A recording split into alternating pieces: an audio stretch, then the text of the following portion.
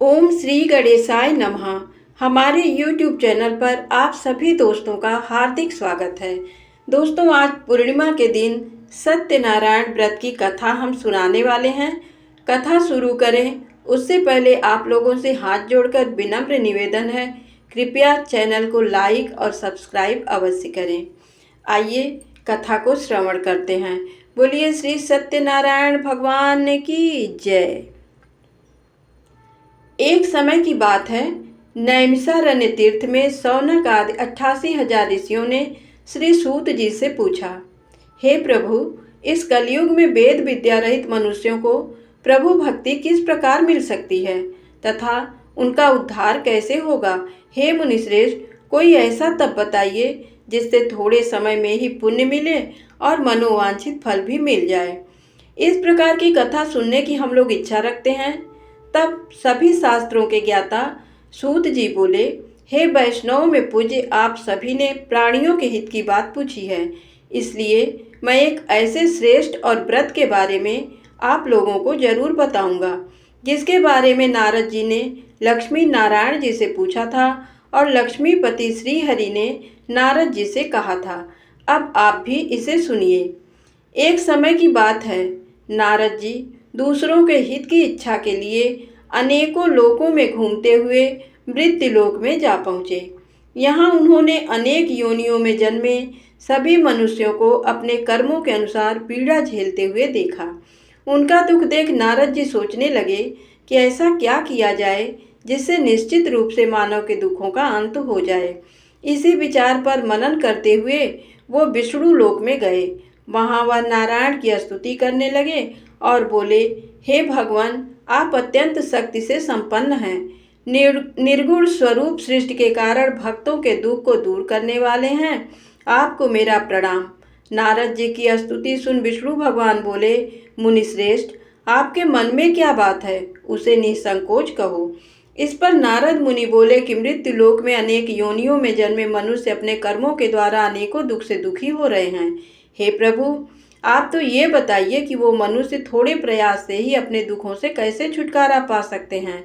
तब श्री हरि बोले, हे नारद, मनुष्यों की भलाई के लिए तुमने बहुत उत्तम प्रश्न पूछा है। स्वर्ग लोक व मृत्यु लोक दोनों में एक दुर्लभ उत्तम व्रत है जो पुण्य देने वाला है। आज प्रेम बस होकर मैं उसे तुमसे कहता हूँ।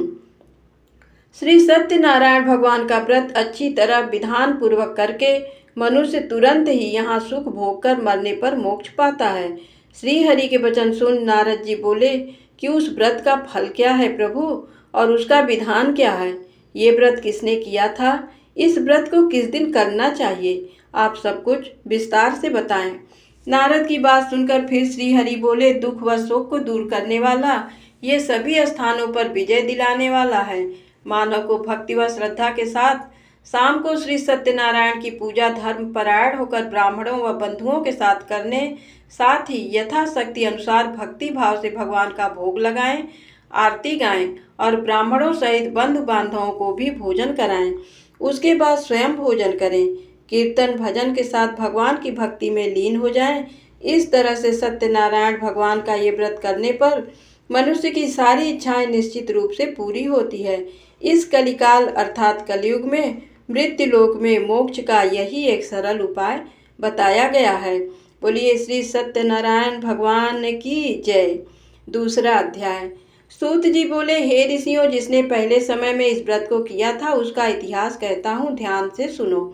सुंदर काशीपुरी नगरी में एक अत्यंत निर्धन ब्राह्मण रहता था। भूख प्यास से परेशान वह धरती पर घूमता रहता था। ब्राह्मणों से प्रेम करने वाले भगवान ने एक दिन ब्राह्मण का वेश धारण कर उसके पास जाकर पूछा, हे विप्र, नित्य दुखी होकर तुम पृथ्वी पर क्यों घूमते हो। दीन ब्राह्मण बोला, मैं निर्धन ब्राह्मण हूँ, भिक्षा के लिए धरती पर घूमता हूँ। यदि आप इसका कोई उपाय जानते हो तो बताइए। वृद्ध ब्राह्मण रूपी भगवान ने कहा कि सत्यनारायण भगवान मनोवांछित फल देने वाले हैं, इसलिए तुम उनका पूजन करो। इसे करने से मनुष्य सभी दुखों से मुक्त हो जाता है। वृद्ध ब्राह्मण बनकर आए सत्यनारायण भगवान उस निर्धन ब्राह्मण को व्रत का सारा विधान बताकर अंतर्धान हो गए। अगले दिन सुबह उठने के साथ ही उस बूढ़े ब्राह्मण ने मन में संकल्प लिया कि सत्यनारायण का व्रत करूंगा और फिर अपने नित्य कामों से फ्री होकर वह भिक्षा के लिए चल पड़ा। उस दिन उसे भिक्षा में बहुत सा धन प्राप्त हुआ। उसी धन से उसने परिवार के साथ भगवान सत्यनारायण की पूजा की और व्रत रखा।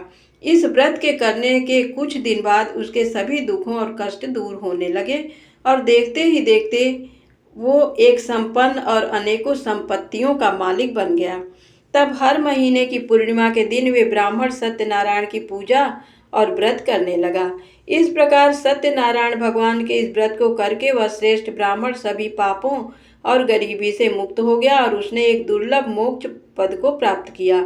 इस तरह से सत्यनारायण भगवान के व्रत को जो मनुष्य करेगा वो सभी प्रकार के पापों से छूटकर मोक्ष को प्राप्त होगा। जो मनुष्य इस व्रत को करेगा वह भी सभी दुखों से मुक्त हो जाएगा। सूत जी बोले कि इस तरह से नारद जी से नारायण जी का कहा हुआ श्री सत्यनारायण व्रत को मैंने तुमसे कहा। हे विप्रों, मैं अब और क्या कहूँ। ऋषि बोले, हे मुनिवर, संसार में उस विप्र से सुनकर और किस किसने इस व्रत को किया, हम सब इस बात को सुनना चाहते हैं। इसके लिए हमारे मन में श्रद्धा का भाव है। सूत जी बोले, हे मुनियों, जिस जिसने इस व्रत को किया है वह सब सुनो। एक समय वही विप्र धन व ऐश्वर्य के अनुसार अपने बंधु बांधवों के साथ इस व्रत को करने को तैयार हुआ। उसी समय एक लकड़ी बेचने वाला बूढ़ा आदमी आया और लकड़ियां बाहर रखकर अंदर ब्राह्मण के घर में गया। प्यास से दुखी हुआ लकड़हारा उनको व्रत करते देख विप्र को नमस्कार कर पूछने लगा कि आप ये क्या कर रहे हैं तथा इसे करने से आपको क्या फल मिलेगा, कृपा करके मुझे भी बताएं। ब्राह्मण ने कहा कि सब मनोकामनाओं को पूरा करने वाला ये सत्यनारायण भगवान का व्रत है। इनकी कृपा से ही मेरे घर में धन धान्य आदि की वृद्धि हुई है। विप्र से सत्यनारायण व्रत के बारे में जानकर लकड़हारा बहुत प्रसन्न हुआ। चरणामृत लेकर प्रसाद खाने के बाद वह अपने घर गया। लकड़हारे ने अपने मन में संकल्प किया कि आज लकड़ी बेचने से जो धन मिलेगा उसी से श्री सत्यनारायण भगवान का उत्तम व्रत करूंगा। मन में इस विचार को ले बूढ़ा आदमी सिर पर लकड़ियां रख उस नगर में बेचने गया जहां उसे अपनी लकड़ियों का दाम पहले से 4 गुना अधिक मिला। बूढ़ा प्रसन्नता के साथ पैसे लेकर सत्यनारायण भगवान की मूर्ति और व्रत की अन्य सामग्रियां लेकर अपने घर गया। वहां उसने अपने परिवारजनों को बुलाकर विधि विधान से सत्यनारायण भगवान का पूजन और व्रत किया। इस व्रत के प्रभाव से बूढ़ा लकड़हारा धन पुत्र आदि से युक्त होकर संसार के समस्त सुख भोग अंतकाल में वैकुंठ धाम में चला गया। बोलिए श्री सत्यनारायण भगवान की जय। 3रा अध्याय। सूत जी बोले, हे श्रेष्ठ मुनियों, अब आगे की कथा कहता हूँ। पहले समय में उल्का मुख नाम का एक बुद्धिमान राजा था।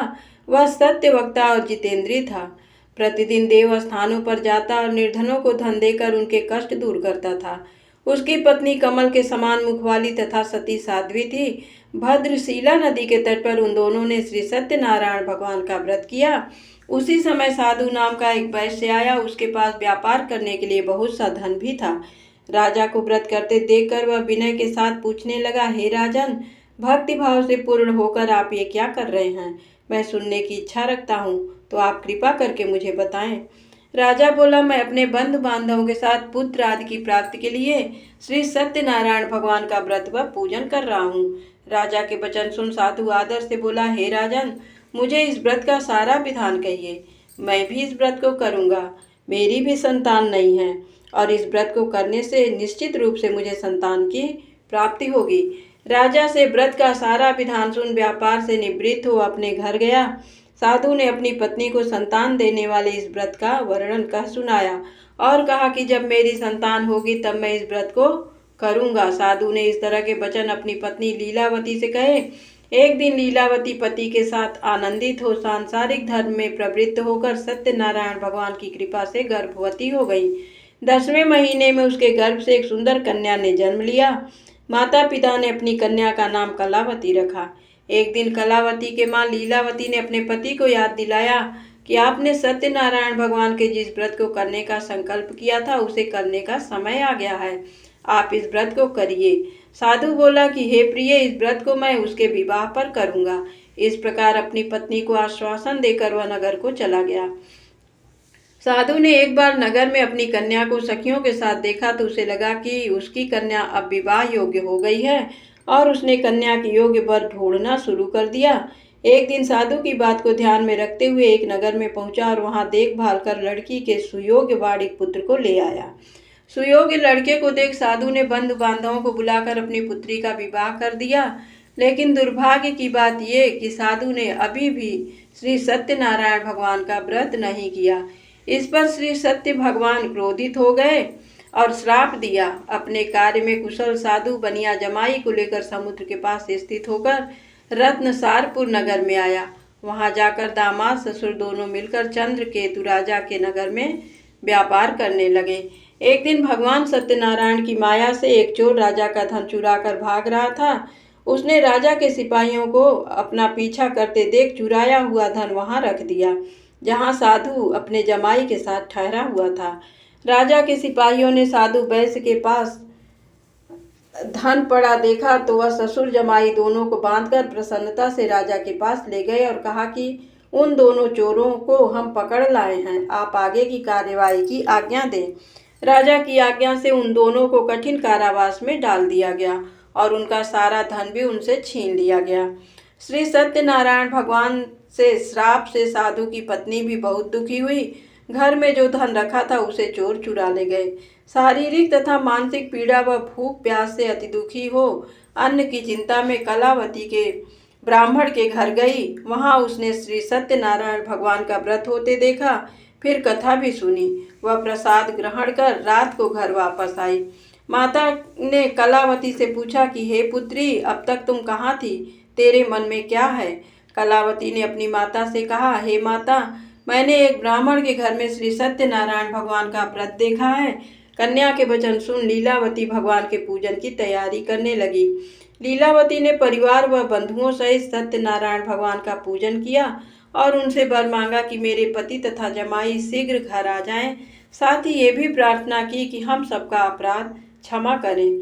श्री सत्यनारायण भगवान इस व्रत से संतुष्ट हो गए और राजा चंद्रकेतु को सपने में दर्शन देकर कहा कि हे राजन, तुम उन दोनों वैश्यों को छोड़ दो और तुमने उनका जो धन लिया है उसे वापस कर दो। अगर ऐसा नहीं किया तो मैं तुम्हारा धन, राज्य व संतान सभी को नष्ट कर दूंगा। राजा को यह सब कहकर वह अंतर्धान हो गए। प्रातःकाल सभा में राजा ने अपना सपना सुनाया। फिर बोले कि उन दोनों को कैद से मुक्त कर सभा में लाओ। दोनों ने आते ही राजा को प्रणाम किया। राजा बोला, महानुभाव, भाग्यवश ऐसा कठिन दुख तुम्हें प्राप्त हुआ है, लेकिन अब तुम्हें कोई भय नहीं है। ऐसा कह राजा ने उन दोनों को नए वस्त्र आभूषण भी पहनाए और जितना धन उनका लिया था उससे दुगना धन वापस कर दिया। दोनों वैसे अपने घर को चल दिए।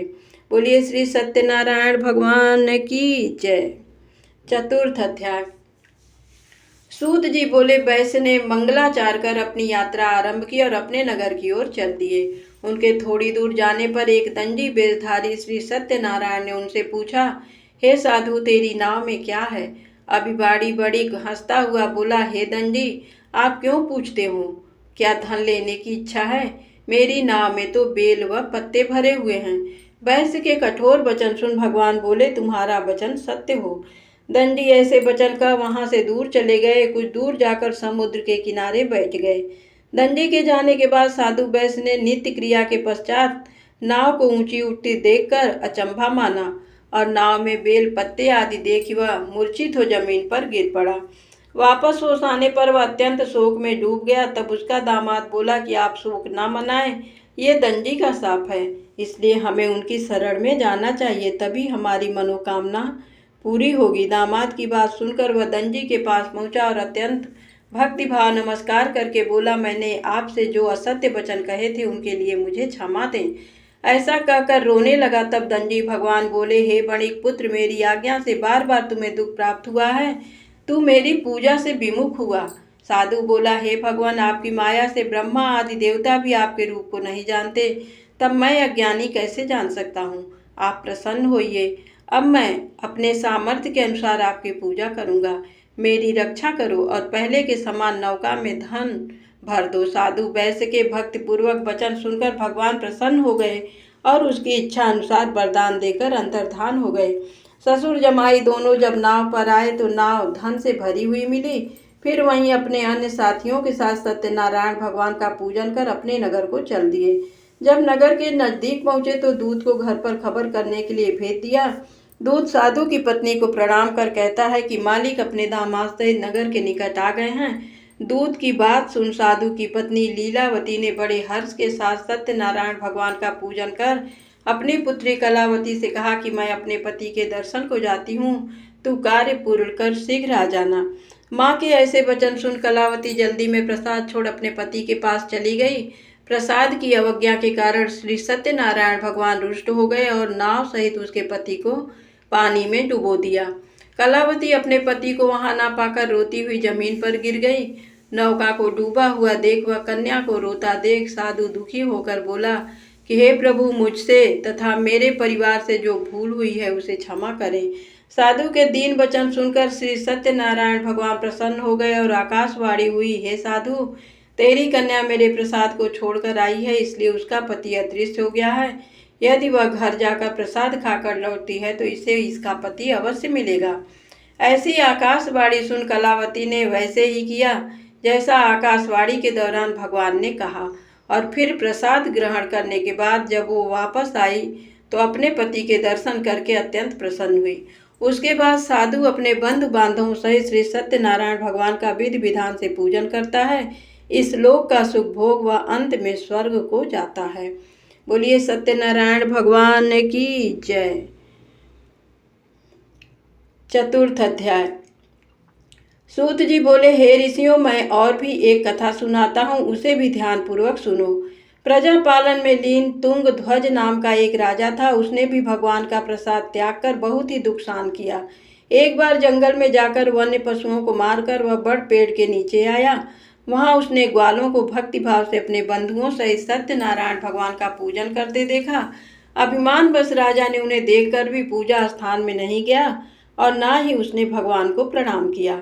ग्वालों ने राजा को प्रसाद दिया, लेकिन उसने वह प्रसाद नहीं खाया और प्रसाद को वहीं छोड़कर अपने नगर को चला गया। जब वह नगर में पहुंचा तो वहां सब कुछ तहस नहस हुआ पाया तो वह शीघ्र ही समझ गया कि ये सब भगवान के अनादर का ही परिणाम है। वह दोबारा ग्वालों के पास पहुंचा और विधि पूर्वक पूजा करके प्रसाद खाया तो श्री सत्यनारायण भगवान की कृपा से सब कुछ पहले जैसा हो गया। दीर्घ काल तक सुख भोगने के बाद मरणोपरांत उसे स्वर्ग लोक की प्राप्ति हुई। जो मनुष्य परम दुर्लभ इस व्रत को करेगा तो भगवान सत्यनारायण की अनुकंपा से उसे धन धान्य की प्राप्ति होगी। निर्धन धनी हो जाता है और भय मुक्त हो जीवन जीता है। संतानहीन मनुष्य को संतान सुख मिलता है और सारे मनोरथ पूर्ण होने पर मानव अंत काल में वैकुंठ धाम को जाता है। तब सूत जी बोले, जिन्होंने पहले इस व्रत को किया है अब उनके दूसरे जन्म की कथा कहता हूँ। वृद्ध सतानंद ब्राह्मण ने सुदामा का जन्म लेकर मोक्ष की प्राप्ति की। लकड़हारे ने अगले जन्म में निषाद बनकर मोक्ष प्राप्त किया। उल्का मुख नाम का राजा दशरथ होकर वैकुंठ को गए। साधु नाम के वैश्य ने मोर ध्वज बनकर अपने पुत्र को आरे से चीरकर मोक्ष पाया। महाराज तुंग ध्वज ने स्वयंभू होकर भगवान में भक्ति युक्त हो कर्म कर मोक्ष पाया। कथा सुनने के बाद सभी ने श्रीहरि का झुककर प्रणाम किया। बोलिए श्री सत्यनारायण भगवान की जय।